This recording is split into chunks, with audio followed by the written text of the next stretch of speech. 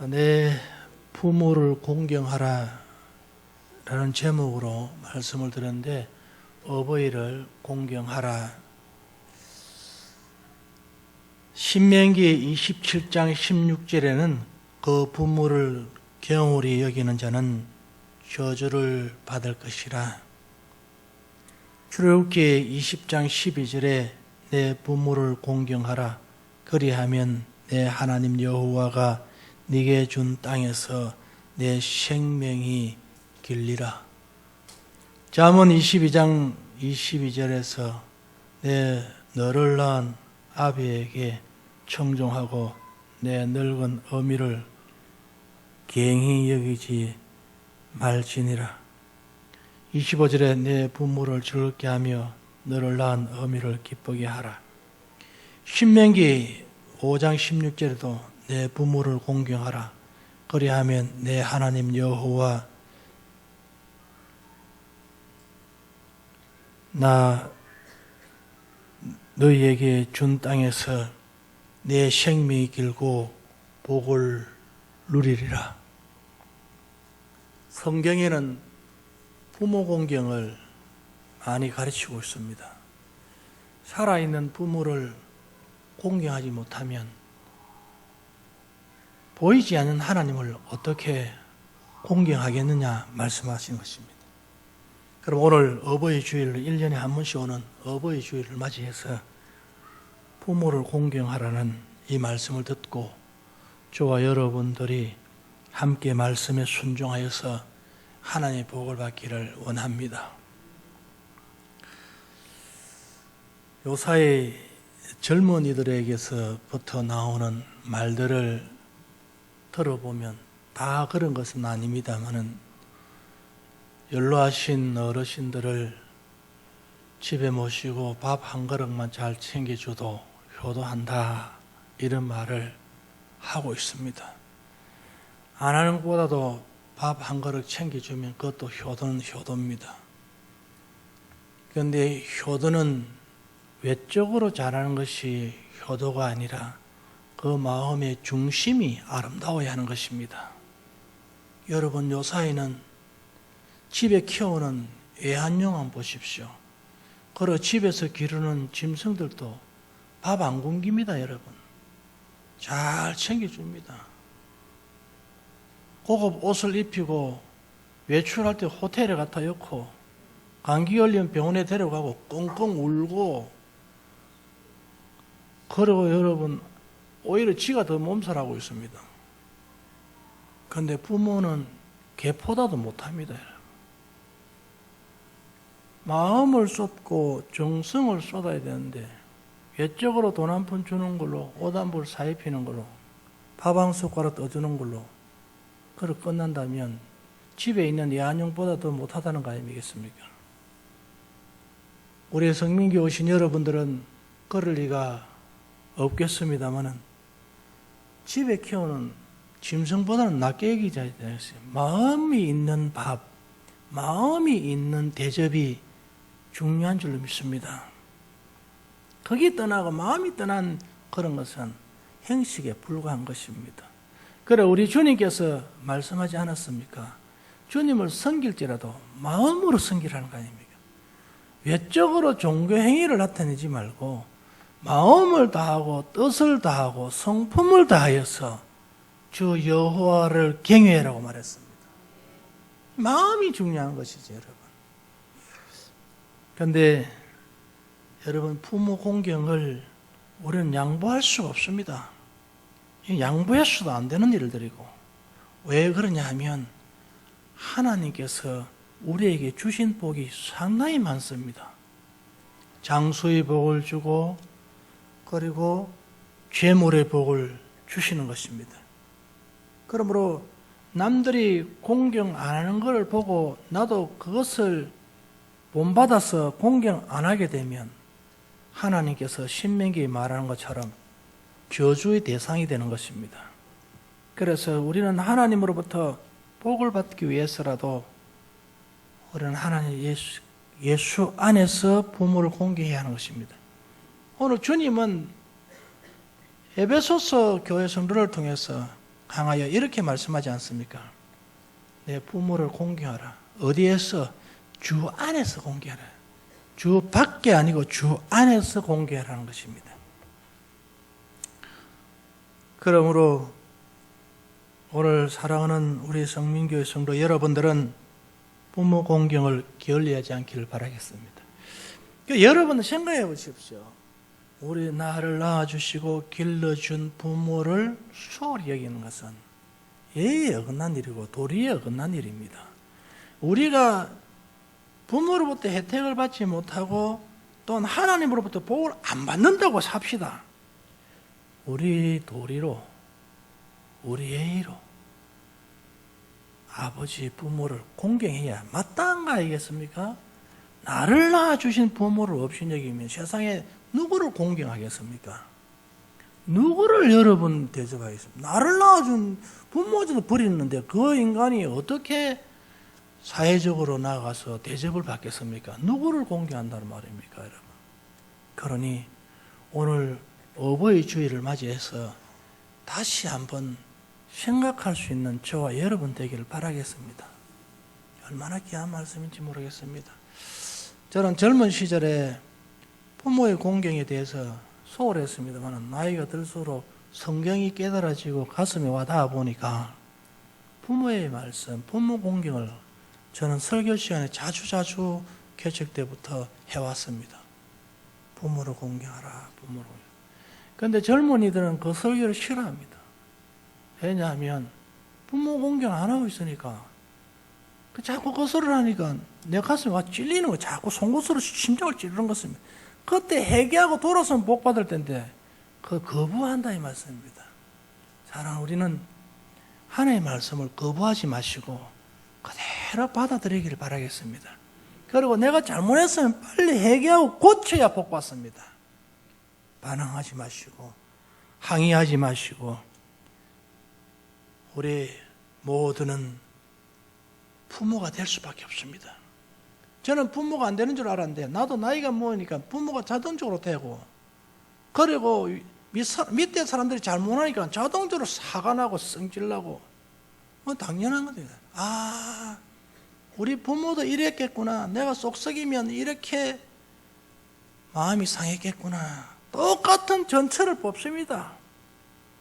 그렇기 때문에 미리 정신 차리고 자식으로부터 대접을 안 받는다 할지라도 우리는 부모를 공경할 수 있는 사람이 되면 하나님 기뻐할 것이 아니고 사회적으로도 참 칭찬받는 사람이 될 줄 믿습니다.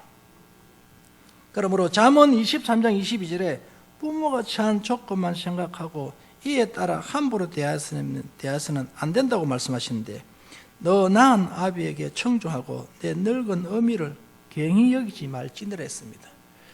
이게 인간의 도리입니다. 인간의 도리를 벗어나서는 될 수 없습니다. 나는 부모가 안 될 것 같고 나는 엄마가 안 될 것 같고 나는 나이가 안 될 것 같지만은 우리는 다 자동적으로 그 코스를 밟고 가는 겁니다. 그때에 우리가 내가 후회하지 말기를 바랍니다. 사랑하는 여러분, 저는 장례식을 집례하는 사람입니다. 많은 사람들을 봅니다. 또 우리 집안에서도 장례하는 모습을 보고 저희 집에서도 장례하는 모습을 봅니다. 땅을 치고 하늘을 우러러 탄식하는 사람들을 가만히 보면 못된 사람들이었습니다. 물론 여러분 잘하신 분들도 그렇게 하겠습니다만 감을 쥐고 상의를 잡고 흔드는 사람 보면 성질이 안 좋은 사람들, 부모에게 불의한 사람들, 이 사람들이 더 그런. 그리고 죽은 이후에 여러분 보면 그 장례식장에 가면 빈소에 차려놓는 것은 상이 빠지도록 차려놓고 돼지 대가리 평소에는 안 해주더만은 죽은 후에는 올려놓고 사과도 올려놓고 막 온갖 걸 다 하고 화려하게 장식을 합니다. 다 그게 나중에는 쓰레기로 갈 텐데. 그리고 보니까 저희 집에도 보니까 장례식 할 때 최고 좋은 것으로 상의도 최고 좋은 것으로 모든 게 최고로 행소 때는 제일 핫바리로, 살아있을 때는 밥 한 그릇도 대접 안 했는데 죽은 이후에는 노잣돈까지 준다네, 여러분. 그 무슨, 또 가난에 제일 좋은 거, 부모가 사랑하는 거 갖다 엮고 돈도 집어넣고, 아이고 전부 다 거기 어디로 가면 불 속으로 땅 속으로 다 들어가 썩어질 것인데 그게 씁니까, 여러분? 노잣돈 걸리기를 얼마나 많이 걸리는지 모릅니다. 산에 가다 정지해버리고, 돌다리 지나가는데 정지하고, 호수 트는데 정지하고, 그때마다 노잣돈. 근데 그게 다 노잣돈입니까, 여러분? 일꾼들 품삯으로 들어가는 것이지.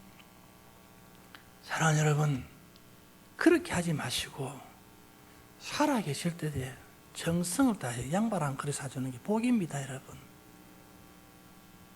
그러므로 우리는 올바른 관계를 하기를 바라겠습니다. 죽고 나면 지옥이요, 죽고 나면 천국입니다. 사람들 보기에 좋게 하고 화려하게 화창하게 하지만 그 사람에게는 아무런 의미가 없습니다. 죽은 자에게는 아무런 의미가 없습니다.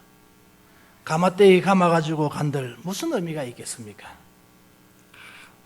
그리고 꽃가마를 타고 간들 무슨 의미가 있겠습니까? 살아있는 자의 얼굴 내려고 그런 걸 뿐인 것입니다.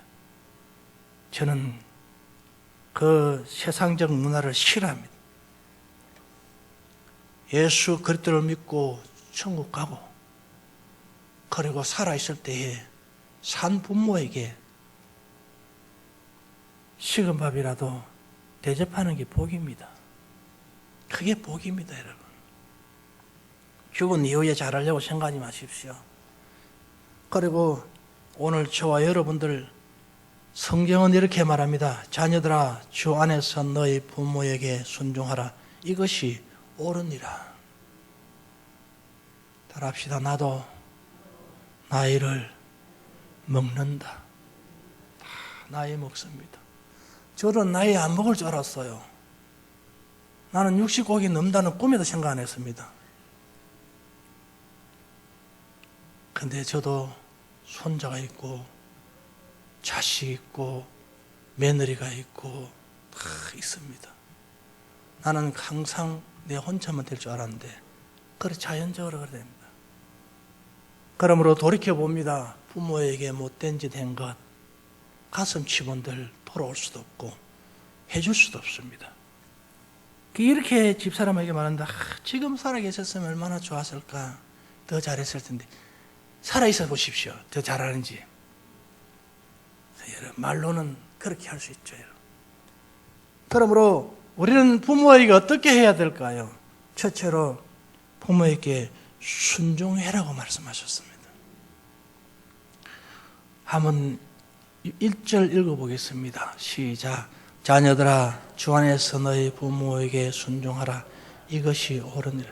이것이 도리라는 것입니다. 자식으로서 당연히 부모 말씀에 순종해야 돼요. 이건 주 안에서. 여러분, 부모가 자기는 나쁜 짓 하면서 자식에게 나쁜 짓을 시키면 그 순종할 이유가 없죠. 우리는 예수 안에서 바른 도덕으로, 바른 윤리로, 바른 삶을 가르칠 때 그때의 순종이 일어나야 되는 거죠. 무조건 순종이 아니라 주 안에서 순종인 것입니다. 바른 삶의 순종. 불신자 부모가 니 절에 가고 교회 가지 마라. 그건 순종하면 안 되죠, 여러분. 그런 것들은 순종, 불순종이죠. 그러므로 우리는 주 안에 주님이 가르치는 교훈과 책망에 순종해야 한다는 말씀입니다. 그러면 순종이라는 것을 원어를 찾아보니까 순종은 듣는 것이다. 그리고 복종하는 것이다. 의무를 수행하는 것이다. 부모에게 순종하는 것은 자식으로서 의무라는 것입니다. 의무를 불이행했을 경우에는 화를 당하는 것입니다. 우리나라도 국민으로서 3대 의무가 있듯이 그 의무를 지키지 아니하면 불이익을 당하지 않습니까? 어머니 말씀, 부모의 말씀을 잘 듣는 것이 복입니다. 그리고 그 말이 주 안에서 옳다고 여겨지면 복종해야 하는 것이고, 이렇게 되는 것을 자식으로 도리라는 것입니다. 사랑하는 성도 여러분, 우리는 9가지 잘하고 1가지만 잘못해도 욕듣듯이 100% 잘하면 좋겠습니다만 100% 잘할 수가 없어요. 부모가 부모 도리를 100% 어떻게 잘할 수 있겠습니까? 그러나 자식으로서는 우리는 이해하고 묻어주고, 그리고 부모의 가슴에 아픔을 주지 않는 자식이 바로 주의 말씀에 순종한 자인 줄 믿습니다. 잠언 15장 20절에 지혜로운 아들은 아비를 즐겁게 하여도 미련한 자식은 의미를 업신여긴 됐습니다. 참 여러분, 아비를 즐겁게 하고 의미를 업신여긴다는, 약한 여자를 업신여긴다는 것입니다. 엄마들이 때로는 무시당하는 것처럼 느껴질 때 있지 않습니까? 자식이 한마디 하게 되면 깊이 생각하게 되는 것입니다.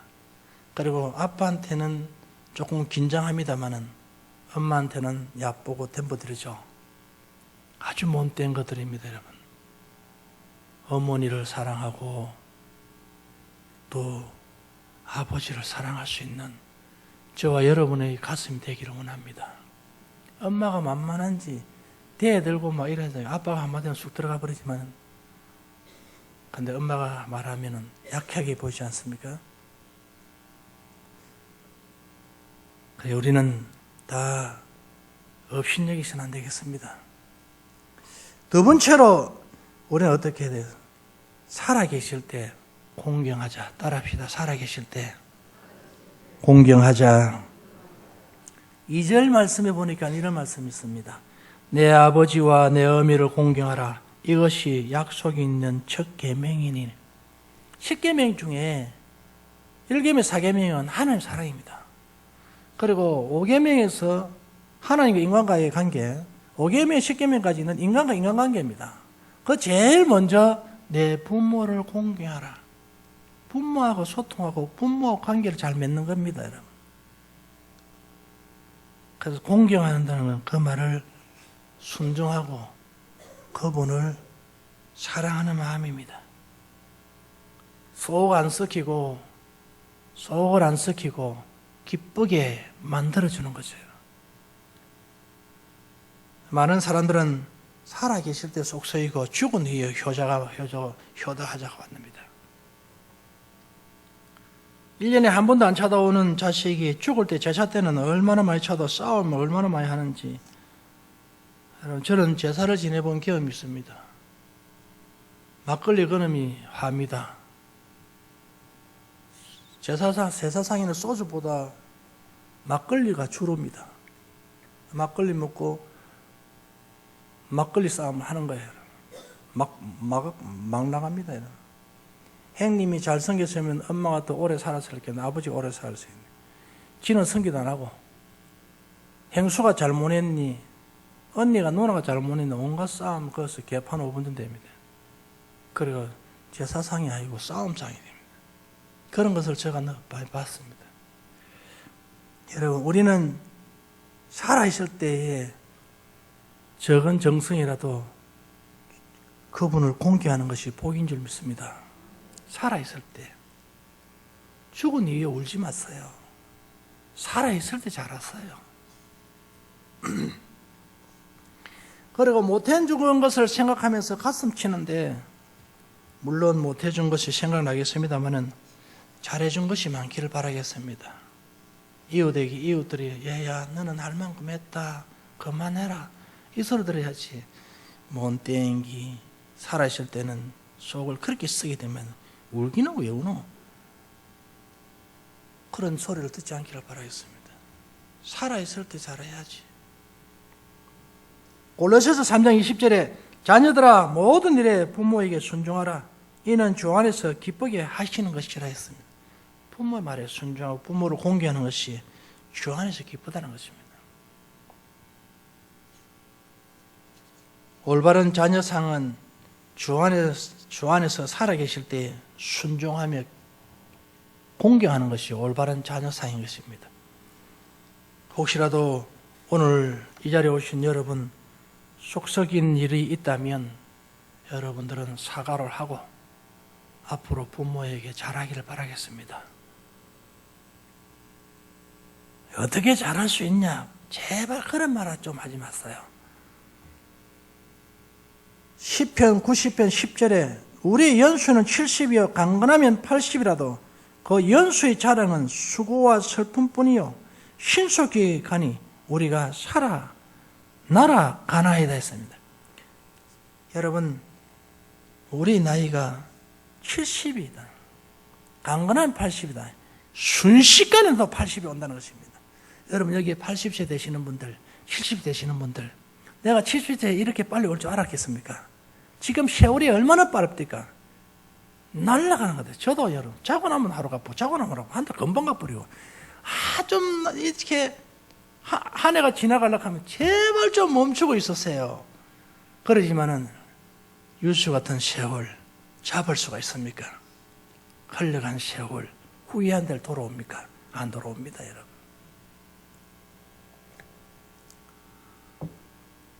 세 번째로 우리가 왜 주님을 공경하고 아니요 부모를 공경하고 부모의 말에 순종을 해야 될까요? 3절에 보니까 이런 말씀이 있습니다. 한번 다 같이 읽어보겠습니다. 이로써 네가 잘되고 땅에서 장수하니라. 아멘. 부모를 공경하고 부모에게 잘하면 땅에서 자동적으로 잘 될 수밖에 없다는 것입니다. 그리고 너는 장수한다, 오래 산다, 이것이 장수이기도 합니다만은 많은 사람들로부터 손가락질 받지 아니하고 그리고 장수처럼 기쁘게 산다는 것입니다. 불효자는 웁니다 노래 있는데 그 노래 나는 안 좋아합니다. 불효자 왜 오래된 불효자하고 살았을 때 잘하고 불효자 되지 마시길 바라겠습니다. 우리가 여러분 칭찬 많이 들을 때에 부모에게 잘하면 자가 참 부모에게 잘하더라, 자가 참 착하다, 이게 장수의 모습 아니겠습니까 여러분? 그리고 하고 나도 내 마음 편하고 돌아가실 때도 여보 우리 할 만큼 했지, 그래도 부족함이 많다, 참 오래 사셨으면 좋겠구만은 아쉽네, 이런 이야기 해야지. 화장실에 둘이 가서 잘 죽었지. 오늘 여러분들 우리는 출애굽기 20장 12절에 내 부모를 공경하라 그리하면 너희 하나님 나 여호와가 네게 준 땅에서 네 생명이 길리라. 그러므로 우리는 부모를 공경할 때 하나님의 복뿐만 아니라 세상에서도 복을 받는 줄로 믿습니다. 자, 부모는 그러면 어떻게 해야 될까요? 이렇게 하는 거죠. 자, 4절입니다. 시작. 또 아비들아 너희 자녀를 노엽게 하지 말고 오직 주의 교훈과 훈계로 양육하라. 아멘. 여러분, 자녀 교육은 하나의 말씀으로 해라고 했습니다. 무조건 부모 공경이 아니라 부모가 공경받을 만한 일을 해야 된다는 것입니다. 부모가 공경만 하는 모습으로 살아야 된다는 것입니다. 그렇지 않냐고 그냥 자기는 아주 나쁜 짓을 하면서도 나를 공경해라, 공경해라, 나는 어른이니까 부모니까, 그것은 아니라는 것입니다. 그러므로 자녀를 노엽게 하는 일은 하지 말아야 된다는 것입니다. 부모가 부모다운 모습으로 사셔야 하는 것입니다. 그러면 어떻게 해야 부모다운 모습일까요? 그것은 주의 교훈과 훈계로 양육해야 된다는 것입니다. 하나의 말씀으로 키우고 하나의 말씀으로 자라게 해야 된다는 것입니다. 그리고 하나님의 말씀에 벗어난 삶을 살지 않도록 이끌어가야 된다는 것입니다. 그게 바로 부모가 효도받을 만한 교육이라는 것입니다. 부모가 부모다운 모습이 아닐 때에 효도라고 말한다면 그것은 잘못된 모습입니다. 그러므로 오늘 저와 여러분들은 이 땅에 살면서 나는 부모니까 그래도 자식들 보는데 기도하는 모습을 보여야 되고 주의 말씀을 읽는 모습도 보여야 되고 그리고 주의 이름으로 전도도 해야 되고 양육을 해야 되는데 제발 여러분 온유하기를 바라겠습니다. 예수 믿는 분들이 부모가 거친 사람들이 참 많습니다. 말이 거칠어요. 공격형 말을 합니다. 그러면 그 자녀는 가슴에 못을 박아요. 상처를 주고 네가 잘하라고 말합니다. 그런데 어떻게 잘할 수가 있나요? 성령의 9가지 열매는 내 유익을 위해서 자녀를 키우는 것이 아니라 온유하고 충성하고 사랑하고 양선하고 우리는 자녀 교육에 공격행위 돼서 안 됩니다. 너무 거칠다 이 말입니다. 말이나 행동이. 그러면서도 효도를 원하고 있습니다. 그건 효도를 받을 만한 자격이 못 되죠, 여러분. 우리는 온유해야 합니다. 말 한마디 해도 나는 부모가 되는 길은 우리 아버지 엄마가 된 길은 교회는 안 가겠다. 그는 예수는 안 믿겠다 하는 이유는 평소 생활이 온유성이 없어서 그렇습니다. 거짓되고 잘못된 모습으로 보았던 것입니다. 그리고 자녀 양육은 뒷전을 하고 자기만이 살겠다고 노력한 사람들입니다. 오늘 우리는 자녀를 잘 양육해야 합니다. 어디 안에서, 그리스도 안에서. 그리고 한마디 한마디 하더라도 정말 덕 있는 말씀을 하고 거칠게 하지 않기를 바라고 남의 심장에 못을 받지 않기를 바랍니다. 그 못을 빼기에 얼마나 아플까요, 자녀들은. 그래놓고 여러분 네가 와 양선하지 못하냐, 온유하지 못하냐 하면 그게 잘못된 모습 아니겠습니까? 바른 교육이 못 됩니다. 그러므로 우리는 온유해야 합니다. 성령의 9가지 열매 중에 언어 사용, 행동 모습 거칠지 말아야 하는 것입니다. 저도 상당히 거친 사람입니다만 주님 은혜 가운데 많이 지금 부드러워졌습니다. 우리 사랑하는 성도 여러분, 바로 주 안에서 자녀를 노엽게 하지 맙시다. 자녀를 화나게 만들지 맙시다. 그리고 오직 주의 교훈과 훈계로 양육하여서 하나님 나라 건설에 크게 쓰임받는 자녀를 만드시고 주 안에서 부모에게 순종하고 부모에게 공경하는 그런 모습이 자동적으로 일어나기를 주의 이름으로 축원합니다. 기도하겠습니다.